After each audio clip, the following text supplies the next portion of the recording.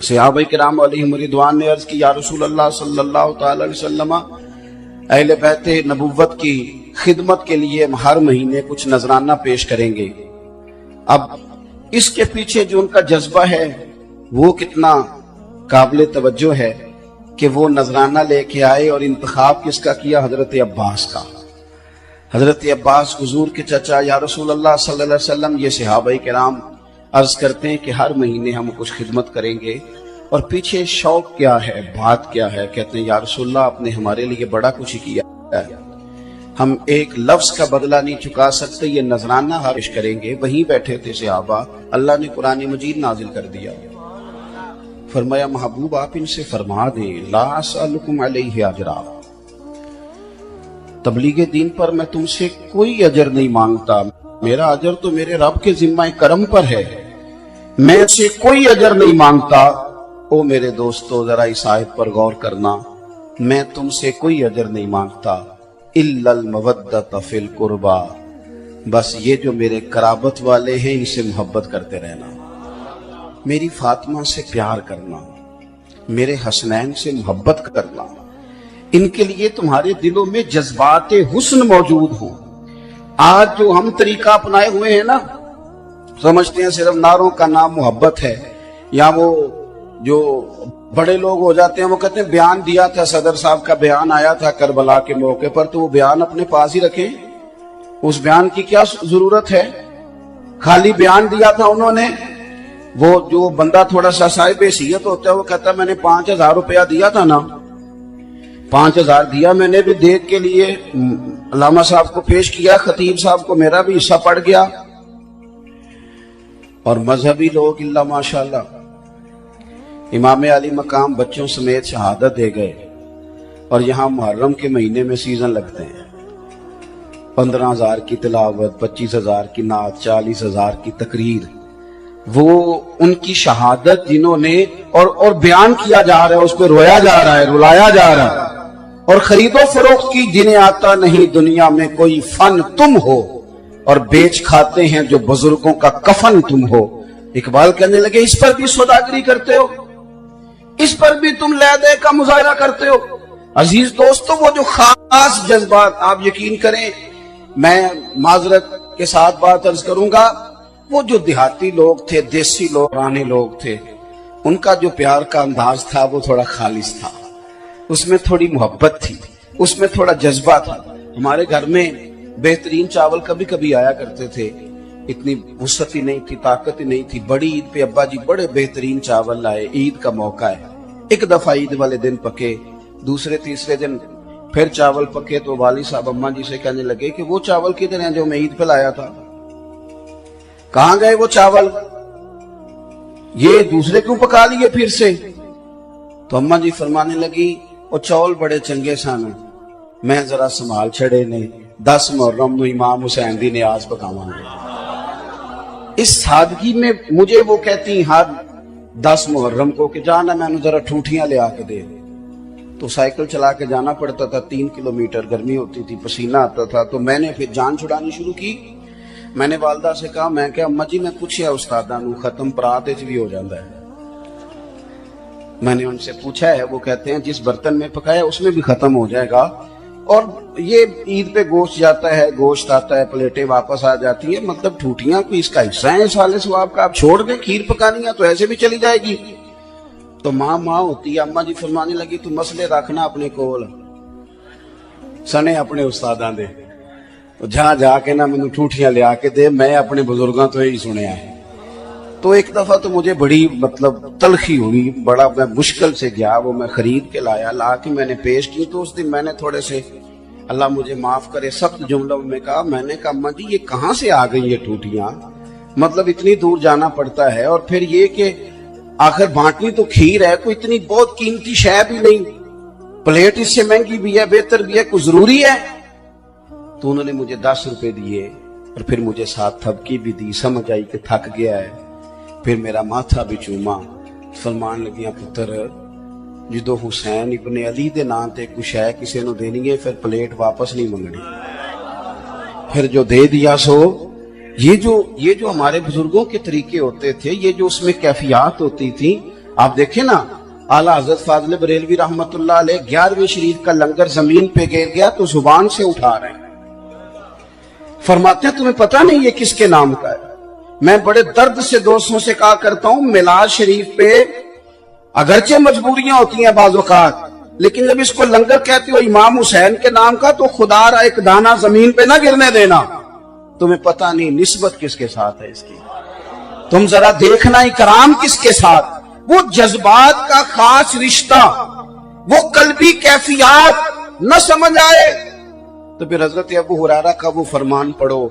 हजरत अबू हुरैरा ये बात इमाम हसन और हुसैन की हयात मुबारका में कर रहे हैं, उनकी मौजूदगी में फरमाते हैं। हजरत अबू हुरैरा फरमाते हैं कि मैं पता नहीं मुझे क्या होता है, फरमाते हैं जब भी हसन और हुसैन का नाम लेता हूं खुद बखुद मेरी आंखों में आंसू आ जाते हैं। पता नहीं क्या बुलंदी है, क्या दर्जा है। ये बड़े आदमी हजरत अबू हुरैरा अमीरुल मोमिनीन फिल हदीस। लेकिन दोस्तों, बंदा बड़ा हो जाए, उसके दाएं बाएं आगे पीछे ढेर सारे लोग हो जाएं और फिर वो समझे कि मेरा अब कोई बड़ा ही नहीं रहा, मैंने किसी का इकराम ही नहीं करना, मेरी कोई निस्बत ही नहीं रही, अब मैं कैफियत से निकल आया हूं। हजरत इमाम हुसैन रज़ी अल्लाह तआला अन्हु के मुकद्दस पैरों को मिट्टी लग गई। हजरत सैयदना अबू हुरैरा ने अपने सर से पगड़ी को खोला और जाके दौड़ के जब वो इमाम हुसैन के पैर साफ करने लगे तो इमाम अली मकाम ने कदम पीछे किए और पीछे करके कहने लगे, हुजूर आप क्या कर रहे हैं, आप बुजुर्ग हैं, मैं जवान हूं। तो हजरत अबू हुरैरा ने वो कदम और जरा कस के पकड़ लिए, कहने लगे, हुसैन ना कदम पीछे करो, मैं तो खूने रसूल से प्यार कर रहा हूं, निस्बत रसूल का कसम उठा के कहा। हजरत सिद्दीक अकबर ने कसम, हजरत अबू बकर तो पहले ही सिद्दीक हैं, जो पहले से सिद्दीक हैं उनको कसम उठाने की क्या हाजत, जो पहले से सिद्दीक, मेरे सिद्दीक नहीं, सिद्दीक अकबर, जिन्हें रब करीम कहे कि तस्दीक करने वाले। हजरत अबू बकर सिद्दीक कसम उठा के कहते हैं, कसम उठा के। मैं कहता हूं वो ज़ौक़ बहुत एहतमाम होता है 9-10 मुहर्रम को, लेकिन हमारे एहसासात में जो बातें होनी चाहिए, हमारे जज्बात में जो रंग होना चाहिए, हमारे अंदर हमारी कैफियत जो तब्दील होनी चाहिए, उनमें दिन ब दिन पोस्टों का रंग आ रहा है, सोशल मीडिया का रंग आ रहा है, तस्वीरों का रंग आ रहा है, उसमें कोई और जलवे अब दिखाई देने लगे हैं। कसम उठा के कहा हजरत अबू बकर सिद्दीक ने, मैंने कहा जरूरत नहीं, वो तो पहले ही सिद्दीक है, पर कसम उठा के कहने लगे, लोगों मुझे अल्लाह की इज्जत की कसम, मुझे अपने हर रिश्ते से ज्यादा मदीने वाले महबूब के रिश्ते अजीज है, अपने हर रिश्ते से ज्यादा हुजूर का रिश्ता महबूब है। हजरत सिद्दीक अकबर की बड़ी ख्वाहिश थी कि मेरे वालिद भी मुसलमान हो जाएं। फतेह मक्का पे अल्लाह ने तौफीक दी, वो मुसलमान हो गए। कुछ अजीब जज्बा था उनके अंदर, उनके बेटे मुसलमान हैं, बेटियां मुसलमान हैं, पोते नवासे मुसलमान हैं, सहाबी हैं, 3 नस्लें। अब बड़ा शौक था कि मेरे वालिद भी आए। अब आज वालिद भी आ गए और फिर जब बिल्कुल एक शख्स सारी जिंदगी मुखालफत करे, बहस करे, हजरत सिद्दीक अकबर को बहुत सारी बातें वो समझाने की कोशिश करते हैं अपने तई, सारा कुछ हो, फिर अल्लाह ताला इनकलाब बर्पा करे, उसी बंदे का दिल फेर दे और एक इतनी खुशगवार तब्दीली आए, वो मुसलमान हो रहे हैं, हालात बिल्कुल बदल रहे हैं। हजरत सिद्दीक अकबर की कैफियत देखने के काबिल है। उनका वो ज़ौक़ शौक वालिद के कलमा पढ़ने पर जब हुजूर ने देखा तो करीम महबूब फरमाने लगे, अबू बकर मुबारक हो, तुम्हारे वालिद भी। और यहाँ एक और बात भी अर्ज करूं, जब हजरत सिद्दीक अकबर उन्हें लेके आए ना हुजूर की बारगाह में फतेह मक्का पर, तो वो बूढ़े थे, नाबीना थे। तो हुजूर ने फरमाया, क्यों लाए हो? या रसूलल्लाह कलमा पढ़ना है, जरा इस पर भी गौर करना, ये भी एक अंदाज है। तो महबूब फरमाने लगे, ये बूढ़े भी थे, बीमार भी थे, अगर इनका इरादा बन गया था तो मुझे बताते, मैं घर आके कलमा पढ़ा दे। कुछ चीजें और भी हैं, कुछ अंदाज और भी हैं। अल्लाह के महबूब ने फरमाया, ये बुखारी मुस्लिम में है, फरमाया जिसने सफेद दाढ़ी वाले मोमिन की इज्जत की, समझे मैंने अपने रब का इकराम किया है। कुछ चीजें और भी हैं जो हमारे लिए काबिल तवज्जो हैं। तो हजरत सिद्दीक अकबर को हुजूर ने मुबारक दी, फरमाया अबू बकर बड़ी मुबारक हो, हमारे वालिद मुसलमान हो गए। तो ये उस वक्त उनकी कैफियत थी, जज्बात थे, वो रो पड़े, रो के कहने लगे, या रसूलल्लाह मैं आज बड़ा ही खुश हूं। پھر حضور کا ہاتھ تھام کے چوم کے عرض کرنے لگے یا رسول اللہ اگر آپ کے چچاؤں میں سے کوئی کلمہ پڑھ لیتا تو میں اس سے بھی زیادہ خوش ہوتا، میں اور زیادہ راضی ہوتا، اس لیے کہ ان کے آنے سے آپ کو خوشی ہونا تھی۔ دوستو حضور کی اولاد پاک کے ساتھ سید کا نا صحیح العقیدہ ہونا شرط ہے، باقی آپ اس کا اکرام کریں اور آپ کو لطف آئے گا جب آپ کا مزاج، آپ کی طبیعت ادب والی ہو جائے گی، آپ خود محسوس کریں گے کہ میں قرار میں۔ باقی بدگمانیاں ہیں زندگی میں، جتنی مرضی پیدا کر لیں، جس کے بارے میں مرضی پیدا کر لیں، جس طرح کر کے مرضی کر لیں، لیکن اگر ان لوگوں کے ساتھ اکرام، اور دوسری بات ایک تو محبت، دوسری بات احترام۔ احترام دینے سے نا انسان محسوس ہوتا ہے کہ یہ بندہ صاحب عزت ہے جو کسی کی عزت کر رہا ہے۔ علامہ اسماعیل حقی رحمۃ اللہ نے لکھا ہے حضور کی بارگاہ میں لوگ بیٹھے تھے تو جگہ بظاہر کچھ گنجائش کم رکھتی تھی، رش زیادہ ہو گیا، حضرت صدیق اکبر بالکل حضور کے پہلو میں بیٹھے ہیں، بالکل قریب، وہ آج بھی حضور کے پہلو مبارک میں ہیں، بالکل قریب بیٹھے تھے۔ اچانک مولا علی شیر خدا آ گئے، سب صحابہ اٹھنا چاہ رہے تھے، اٹھنے کو تیار تھے، جگہ بنانا چاہ رہے تھے، لیکن جیسے ہی مولا علی آئے سب سے پہلے حضرت صدیق اکبر اٹھے، ان کا بازو تھاما، لا کے حضور کے قریب بٹھایا، اور کوئی تبصرہ نہیں، کسی شخص نے کوئی بات نہیں کی، کیونکہ وہ حضور کی بارگاہ ہے، صحابہ یوں بیٹھتے تھے جیسے سروں پہ پرندے بیٹھے، کسی نے کوئی کلام نہیں کیا، کوئی تبصرہ نہیں کیا، لیکن اللہ کے محبوب خود ہی بولے۔ حضور فرمانے لگے دیکھا تم نے، میری طرف دیکھیے جی، فرمایا دیکھا تم نے ابو بکر صدیق نے کیا کیا ہے، کس طرح علی کا احترام کیا، لا کے بٹھایا۔ تو پھر حضور فرمانے لگے عزت والا ہی کسی کو عزت دیا کرتا ہے، جو صاحب اکرام لوگ ہوتے ہیں وہی کسی کا احترام کرتے ہیں۔ تو اپنے گھر کے اندر بیٹھ کے جب ہم اہل بیت نبوت کا تذکرہ کریں گے، باوضو ہو کے، سلیقے کے ساتھ، جب کچھ اصال ثواب کے لیے کچھ نیاز ہمارے سامنے پڑی ہوگی، ہمارے بچے ہم سے سوال کریں گے، دیکھیں ہم نے کتنا کچھ شروع کر لیا، چند سالوں میں سالگرہ اس طرح عام ہوئی ہے کہ ضروری حصہ بن گئی ہے، اور ایک بندے کی دو سالگرہیں، ایک اپنی شادی کی ڈبل سالگرہ ہو رہی ہے، اور پورا اس کا اہتمام ہوتا ہے، اس پر احتجاج ہو جاتا ہے اگر آپ یہ کام نہ کریں۔ کس طرح یہ ہمارے ہاں چیزیں آئی ہیں اور پوری طرح ہمارے کلچر اور سوسائٹی کا حصہ بن گئی ہیں۔ ہمارا کلچر تو صحابہ اور اہل بیت کا پیار تھا، اولیاء اللہ کی محبت تھی، رسول پاک علیہ الصلوۃ والسلام کی نسبت ہمارا کلچر تھا۔ تو ایک تو تیزی سے نوجوان ادھر نکل گئے، اور پھر لطف کی بات یہ ہے کبھی کو بندہ فتویٰ پوچھنے نہیں آیا کہ مولانا وہ بچے کہہ رہے ہیں سالگرہ کرنی ہے تو کر لیں، نہ کبھی کسی نے یہ پوچھا ہے کہ کیک کی بھی کوئی اصل موجود ہے کہ نہیں، نہ کسی نے یہ پوچھا ہے کہ دیگر جو لوازمات ہوں گے وہ بھی کہیں سے آئے ہیں کہ نہیں، حالانکہ کوئی ایک چیز بھی اس میں سے قضا ہوتی ساری پوری کی جاتی۔ دوستو کبھی بھی اپنی روایات کو ضائع نہ کرے، اپنی نسبتوں کا، اپنے تعلقات کا، اپنے معاملات کا پورا احترام کریں۔ دوسری بات، ہمارے نا جیسے میں نے شروع میں کہا زیادہ پریشانیاں گھروں کے اندر ہیں، ڈھیر سارے لوگ تھے، بڑے بڑے لوگ تھے، لیکن وہ گھروں کے اندر سے ٹوٹ گئے تو بیچارے باہر بھی کچھ نہیں کر سکے۔ انسان کامیاب اس وقت ہوتا ہے جب اپنے گھر کے اندر وہ بہترین اخلاقی قدریں تعمیر کرنے میں کامیاب ہو جاتا ہے۔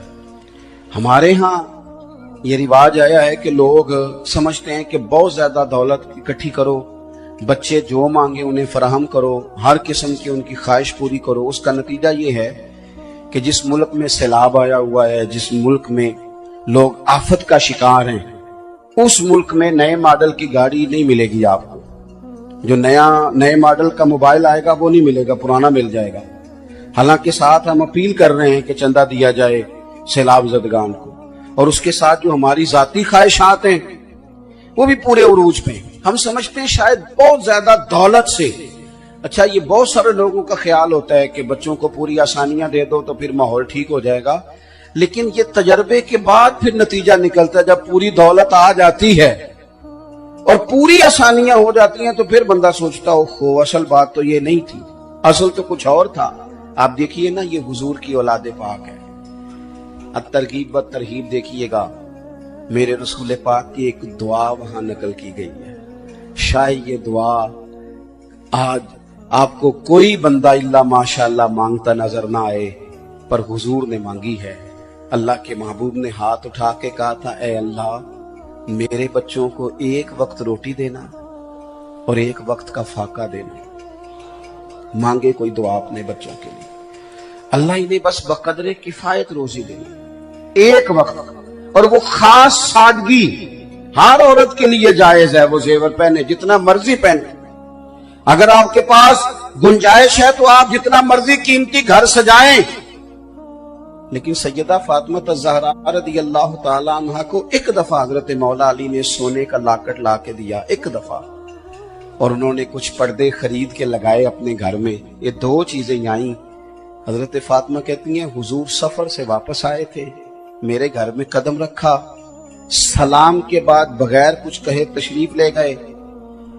हजरत मौला अली कहते हैं, मैं घर आया तो फातिमा रो रही थी। क्या हुआ? अली पता नहीं, महबूब करीम ने कोई बात नहीं की। कहते हैं, मैं मस्जिद में गया तो हुजूर रो रहे थे।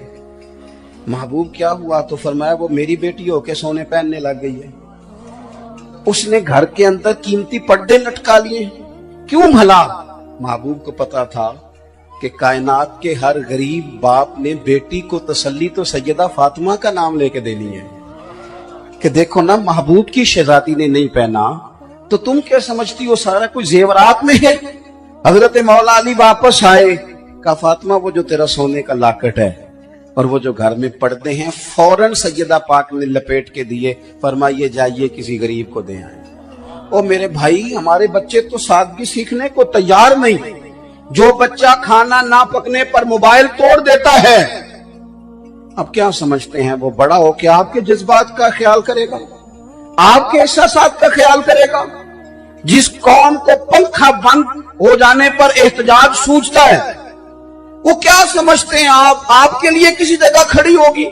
हमने जहां इन बच्चों, ये फैशन हो गया है काकरोच देख के चीखे मारना, ये बर्गर फैमिली होने की अलामत है। मेरा बच्चा छिपकली देख के डर गया था जी, वो बड़े अमीर लोग हैं जी हम। वो जनाब वो कुर्बानी का जानवर ज़िबा हो रहा था तो देखें बच्चा रो रहा है, वीडियो बना के चढ़ा। ये कोई कमाल है? ये इस तरह करते हैं समझदार लोग। अपना किवाड़ अंदर से बंद कर लेना दरवाजे का कि जनाब बाहर लड़ाई हो रही है, बेटा हमने किसी के लड़ाई में नहीं कूदना। तू तो दरवाजा अंदर से बंद कर लेता है, अगर ये करीबी रिश्तेदार के घर में ही जुल्म हो रहा हो। लेकिन मौला अली शेर खुदा ने इमाम हसन और हुसैन के हाथों में तलवारें थमा के कहा था, पुत्र उस्मान गनी के घर पे हमला हो गया है, यहां दरवाजे पे खड़े हो जाओ, ये तुम्हारे खालू हैं, खबरदार कोई जालिम ये दरवाजा फलांग के उस्मान गनी तक ना पहुंचे। फिर किसी को जरूरत भी नहीं हुई वो दरवाजा क्रॉस करने।